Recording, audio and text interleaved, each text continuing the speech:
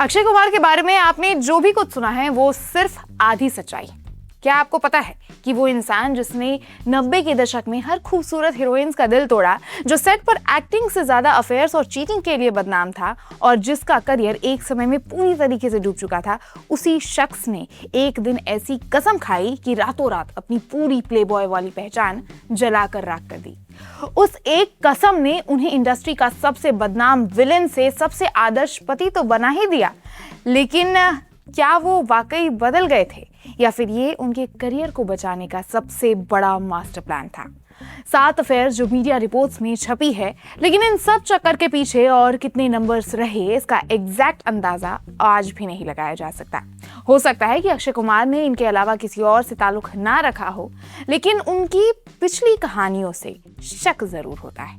अब ये तो आप जानते ही होंगे कि आज अक्षय कुमार अपने डिसिप्लिन और साल भर में सबसे ज्यादा मूवीज करने के लिए जाने जाते हैं। अक्षय कुमार की कहानी की शुरुआत बैंकॉक के उन गलियारों से होती है जहां वो एक वेटर थे और मार्शल आर्ट्स सिखाकर अपना गुजारा करते थे। राजीव भाटिया का अक्षय कुमार बनने का सफर स्ट्रगल से भरा था। बिना किसी गॉडफादर के अपनी मेहनत और मार्शल आर्ट्स के डिसिप्लिन से उन्होंने बॉलीवुड में जगह बनाई।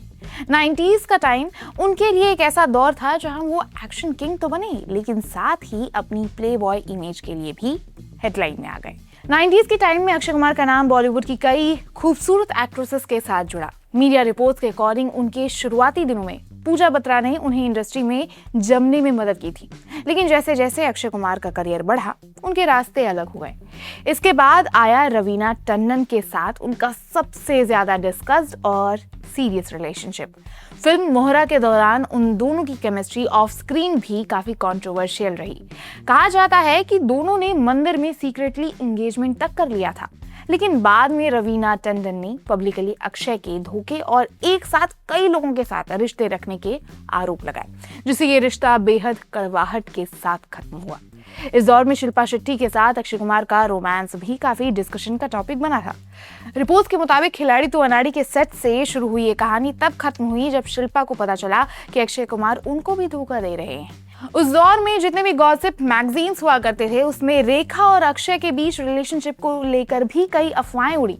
कई जगह ये भी कहा जाता है कि रवीना टंडन ने इन दोनों के रिश्ते को लेकर एक बयान भी दिया था, जिसमें उन्होंने रेखा पर आरोप लगाया था कि वो अक्षय कुमार के पीछे पड़ी है। अब ये बयान सिर्फ एक स्टंट था या फिर इसमें कोई सच्चाई थी या नहीं, इसके बारे में आज तक कोई नहीं कह सकता।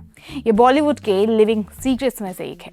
वहीं इसके बाद लास्ट 90s तक अक्षय कुमार के करियर में अचानक काफी ज्यादा डाउनफॉल देखने को मिलने लग गया। कई फिल्में फ्लॉप हो रही थी और उनके प्लेबॉय वाली इमेज उनके काम पर भी असर डाल रही थी। लेकिन फिर 2001 में अचानक अक्षय कुमार ने ट्विंकल खन्ना के साथ शादी कर ली, जो कि उनकी जिंदगी का सबसे बड़ा टर्निंग पॉइंट साबित हुआ। हालांकि ये शादी एक काफी सीक्रेट तरीके से हुई थी और इस शादी पर भी कई तरह की बात भी हुई। कहा गया कि अक्षय कुमार ने ट्विंकल खन्ना के साथ शिल्पा शेट्टी तक को धोखा दिया था, लेकिन अगेन इस बात की सच्चाई कितनी है ये आज भी कोई नहीं जानता। खैर, ट्विंकल खन्ना के साथ जुड़ने के बाद अक्षय कुमार ने एक तरह से खुद को बदलना शुरू कर दिया था, लेकिन एक बार किरदार पर दाग लग जाए तो वो इतनी जल्दी निकलता तो नहीं है। शादी के कुछ समय बाद भी उन पर प्रियंका चोपड़ा के साथ नजदीकियों के आरोप लगे, लेकिन अक्षय कुमार ने अपनी फैमिली मैन वाली जो इमेज थी उसको मजबूती से थामे रखा। अक्षय कुमार की जो आज इमेज है वो उस पुरानी खिलाड़ी से बिल्कुल अलग है। उन्होंने खुद को एक डिसिप्लिन आर्टिस्ट के रूप में पेश कर दिया है। सुबह 4 बजे उठना, नशा नहीं करना और साल भर में 4 से 5 फिल्में करना, जो कि बॉलीवुड की तमाम एक्टर्स एक्ट्रेस में से सबसे ज्यादा होती है। लेकिन ऐसे में एक सवाल जो शायद आपके मन में भी कई बार उठा हो कि क्या ये बदलाव वाकई उनके स्वभाव का हिस्सा है या ये एक उनके गिरते करियर को बचाने का एक मास्टर प्लान था? ये सवाल आज भी बॉलीवुड के गलियारों में चर्चा का विषय है। वैसे तो अक्षय कुमार का नाम उसके बाद कटरीना कैफ के साथ भी जोड़ा गया, लेकिन इसका हकीकत से कोई लेना देना नहीं है। ये अफवाह यूं ही उड़ी थी क्योंकि कटरीना कैफ और अक्षय कुमार ने साथ ही में कई सालों तक कोई भी फिल्म नहीं किया था, जबकि इन दोनों ने मिलकर 2000s के टाइम पर काफी ज्यादा हिट दिए थे। इसीलिए अब कैटरीना ने 2020 में सूर्यवंशी मूवी के प्रमोशन के दौरान इन बातों का खुलासा भी किया था कि वो सिर्फ एक दौर था जब दोनों के पास एक दूसरे के साथ फिल्म करने का शेड्यूल मैच नहीं हो पा रहा था। खैर, अब इन कहानियों के बलबूते तो यही कहा जा सकता है कि 90s के समय का वो खिलाड़ी अब फैमिली मैन बन चुका है। 90s के दशक में जिस तरीके से एक मामूली 5,000 महीने की तनख्वाह में जॉब करते अक्षय कुमार किस तरीके से मॉडलिंग में आए और फिर मॉडलिंग से किस तरीके से वो फिल्मों में आए। पहली बार 7 सेकंड के लिए उनको फ्रेम मिला, जिसके बाद फिल्मों पे फिल्मों की, और उसके बाद आज एक कह लीजिए कई दशक हो चुके हैं अक्षय कुमार को इस इंडस्ट्री में।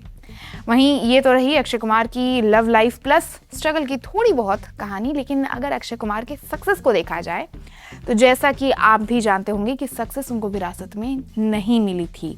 अक्षय ने अपनी मेहनत से ये साबित किया कि बॉलीवुड में रिजेक्शन को सक्सेस में कैसे बदला जाता है। उन्होंने रिजेक्शन के उन लम्हों को जब उन्हें फिल्मों से निकाला जाता था, उन्होंने अपनी प्रेरणा उनसे बनाया। आज अक्षय कुमार इंडस्ट्री के सबसे भरोसेमंद स्टार माने जाते हैं। उनके शुरुआती अफेयर्स, ब्रेकअप्स और विवादों की खबरें सिर्फ पुरानी मैगजीन्स की सुर्खियां ही बनकर रह गई।